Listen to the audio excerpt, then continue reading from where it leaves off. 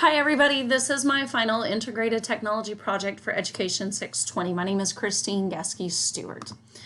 The standards that my project covers are standards 15 in the government standards for Georgia on demonstrating knowledge of local and state and national elections, as well as standard 16, being able to look at the differences between voluntary and involuntary participation in civic life. We're really looking at elections and how everything goes into elections.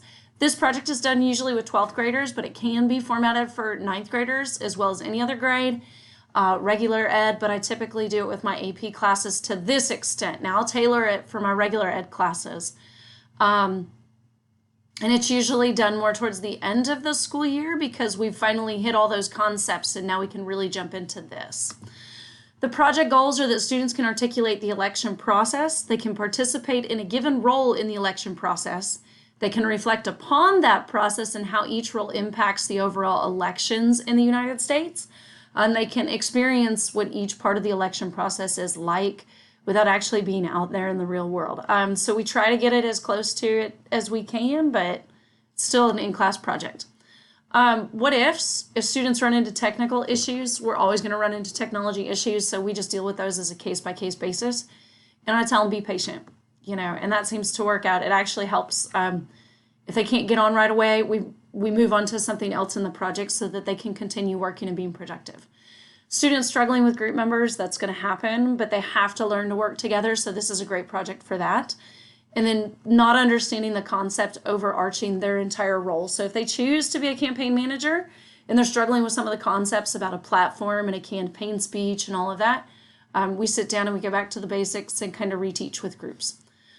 When is help provided? Well, we do the openings in class. What are we doing for today and where should we be in our project? And then the closing for each class is like a progress check, so that they know if they have to do something at home, they know exactly what to do and how to be prepared for the next day. Students working within their groups each day, this allows me to go through each group and check on them. And then concepts can be retaught to small groups if needed, because most groups tend to take this and hit the ground running and do really well. The basics of the project, it's called mock election. And it takes about 7 days with my AP class, about 10 days with an on-level class. So, I try to pare stuff down and take things out for the regular ed students. The AP kids, we take it a lot farther. So they're going to participate in a mock election. They have the opportunity to choose their roles. So they can choose their strengths and who they work with. And you have to complete different tasks and different roles so that can help them play to their strengths. And if they want to try an area they're weak in, great. More power to them, and we work on that. They vote in class. And after they've completed their tasks, they reflect upon the impact their role had in the project itself and how it would impact a real election. I give these directions to them, but it's in a nicer format on my website. But we start out with allowing them to choose their roles, and they get to look at the concepts and the tasks that they have to complete in those roles, and then they choose, and they have to tell me, because we don't want a million people all running for president. Other people have to play different roles too. They do a pre-poll at the beginning. The pollsters summarize the results given to the candidates. We have class work days to plan, interview, and film. Time in class for candidates to negotiate funding from lobbyists and unions. Voters get to look at the news programs. They get to watch the candidates debate actually in class. The voters take a post-poll, and then they watch final commercials. And then we have election day. It's a big day. We have balloons and, confetti and stuff. And signs all outside the room like, you can't be so close to the door, to mimic what it would really be like going to a polling place.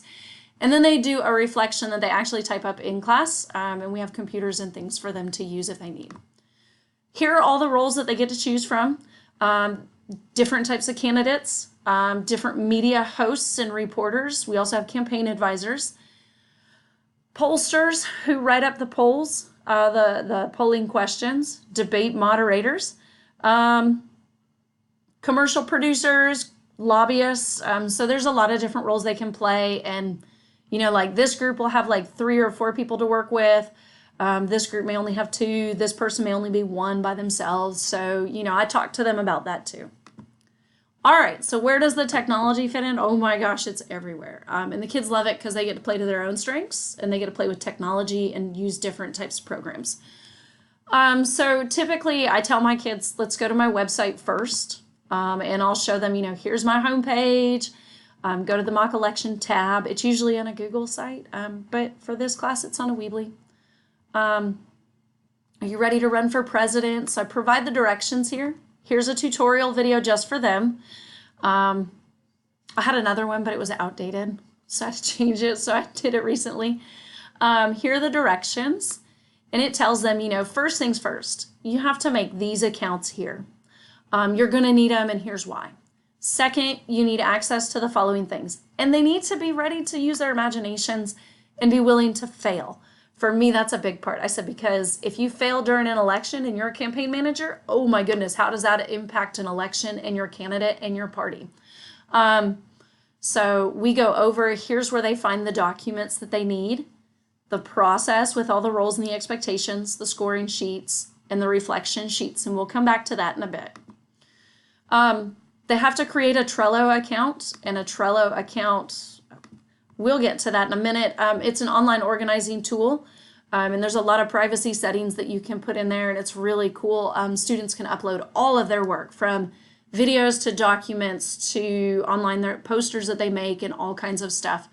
And I post feedback there, so they have access to all of it. They need to use Google, so they'll create a Gmail account, a YouTube campaign video that, we just want the links to the videos because the files are so big. A ThingLink account or a Glogster account, and a QR reader to get campaign funds. That's how we play. News shows, they create YouTube videos. Lobbyists will make promotional tools like online posters, and then they have to type their reflection essays. So here's Trello. Trello is an online organizational tool, and what I do is I give them access to it just to their card. So if you're a 7th period Democratic candidate, you only get to see your card.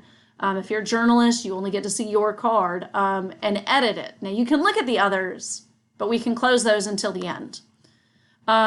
It keeps student work private, so nobody can mess with anybody else's work.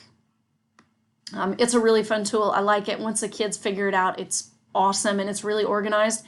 So that's the only thing we pull up when we get to campaign videos, posters, campaign and then voting and polls and stuff. It's really cool.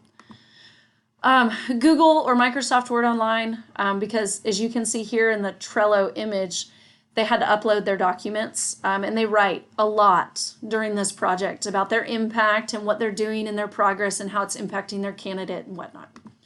YouTube videos, easy. We've been using that in our master's programs too, but the kids know how to use it better than I do, so they do that. They upload their videos. We get the link. We talk about privacy settings on their videos and things like that. Online posters, ThingLink or Glogster or Microsoft Word, or if there's another program they want, they're welcome to do that, but then they just upload it to the Trello account. And then a QR code. They need to be able to read QR codes, and they're going to use this, one, to lead people to their campaign posters, or they're going to use those to link students to the pre-poll and the post-polls, or they're going to use it as a candidate and campaign managers to get to questions that they can earn campaign funding for, because to make a commercial and to show it costs money. Here is the first form that the students get, and it talks about their roles. All this is loaded onto my website. Here's the scoring sheets, and then the reflection essay. So thank you.